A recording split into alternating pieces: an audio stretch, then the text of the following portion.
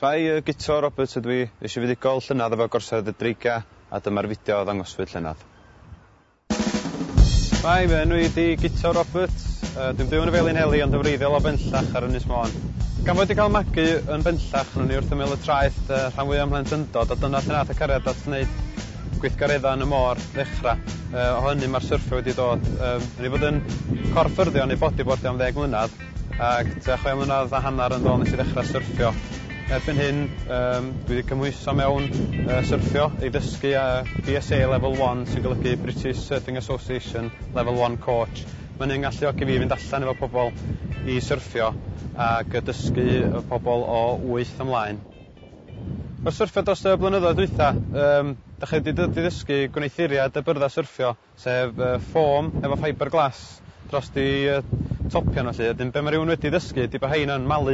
Maen nhw'n costio tua 400 pint yr un byrddau, a mae o'n ofnadwy o drud i brynu un ar ôl y llall. A oherwydd bod nhw'n ysgafn, maen nhw'n fregus. Wedyn, y syniad y busnes oedd i drwsio byrddau syrffio. Mae'r diwydiant syrffio yn tyfu yn eithriadol o sydyn, ac da chi'n gweld y hysbysebion ceir hyd yn oed yn defnyddio syrffio fel ffordd o farchnata ac i apelu at bobl mwy ifanc wrach. Wrth syrffio'n hun a cael tolc i fy myrddau bob hyn a hyn, o'n i'n weld o'n gostus mynd â fo lawr i Llanelli lle mae'r ffatri gwneud byrddau syrffio bob tro. Wedyn nes i benderfynu dysgu fy'n hun sydd wedi drwsio byrddau. Ond wedi dod o hynny, oedd ffrindiau ohono fi sy'n syrffio allu yn yr un llefydd yn gofyn, o, ti wedi trwsio bwrdd dy hun, ni wedi trwsio môr i, a dyn nath o ddatblygu hynny. Dwi wedi trwsio byrddau'n hun bob tro rwan, a tua 2-3 o ffrindiau, a o jobsys bach iawn, sef crac, i fwr lle nath yn ffrind drifo dros y bwr ail i wneud i gyd. Wedyn dwi wedi gwneud hynny. Ac o'n i'n meddwl fi'n hyn, wel, pam ddim trio wneud o'n fusnes. Be sy'n wrth y modd wneud efo'r busnes yn yr hir dymor ydy hangu i wneud byrddau fy hun.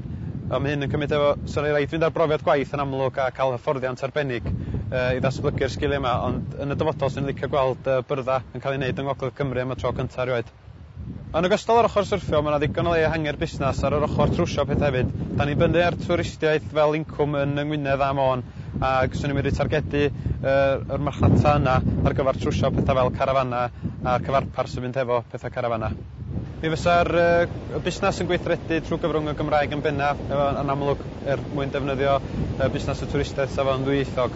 Dwi'n meddwl bod yn bwysig i gael busnes ar fath yn Gymraeg yn yr ardal yma mwyn i ni gael meddiannu chydig bach o'r sector awyr agorad.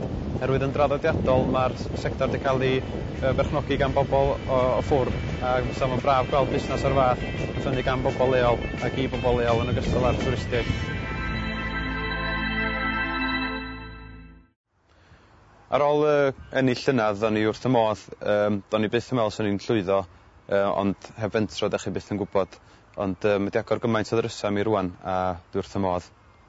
Nes i ddefnyddio 3,000 ges i gan y Dreigiau yn erbyn cynllun grant arall sydd wedi gadael mi ddatblygu'r busnes fwy, ond nes i efo'r Gwobr, nes i wario 1,500 ar blaendal tuag at gweithdy a 1,500 tuag at sylfaen concrit.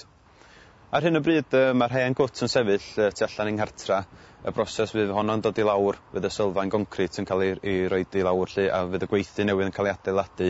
Fydd y gweithdy newydd yn 5 metr wrth 4 metr, a fydd hynny'n hen ddigon o le i gael gweithio ar lot mwy na un bwrdd ar y tro fel dwi'n neud rwan. Fydd yr cyfnod o roed y cais cynllunio mewn eitha hir, ond rwan bod ni wedi cyrraedd yr cais sydd wedi cael ei dderbyn, fydd y concrit yn mynd lawr o fewn y mis, a fydd y cwt yn barod gobeithio mewn o leia 2 fis.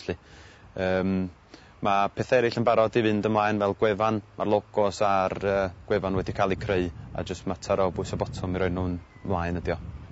Ges i lot o sylw busnes yn dilyn yr cystadleuaeth llynadd, ac dwi'n wedi gorfod wneud dim llawer o farchnata ar ben yn hun eto, jyst bobl yn siarad efo'i gilydd yn y byd syrffio.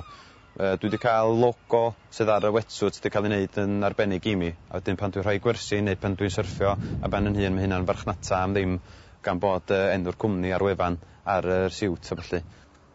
Yn y dyfodol dwi'n gobeithio datblygu'r busnes i werthu byrddau JP sy'n cael ei gwneud yng Nghymru a siwtia no limit sy'n cael ei wneud yng Nghymru hefyd, porthcawl a penclawdd. a fysa dim o hyn wedi bod yn bosib heb gymorth y dreigiau.